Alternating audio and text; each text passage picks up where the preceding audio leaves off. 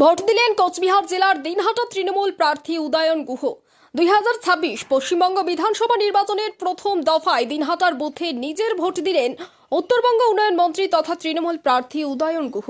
High voltage এই কেন্দ্রে vote দিয়ে কি বললেন তিনি শুনুন। দিদি একটু আঙুলটা দেখান, এই মোবাইলটা দিদি একটু দেখে। সেন্ট্রাল বাহিনীর যা সকাল থেকে আপনার এই বিধানসভায় ভূমিকা আপনি কি দেখছেন? কিছু কিছু জায়গায় একটু রাস্তা একটু নামাও, সেটা লেভেলে দিলে পরে ভালো হবে। এটা তো মানুষ ভোট দেবে, জেনুইন ভোটার কিনা সেটা দেখা দরকার, কিন্তু একেবারে এটা করতে হবে সেটা করতে হবে করে তাকে হ্যারাস করা না করলে ভালো হয়। অতি সক্রিয় যেমন এখানে আমাকে বললো যে বয়স্ক যারা তারা হয়তো কারো হাত ধরে গেল, সেখানেও সমস্যা তৈরি হচ্ছে।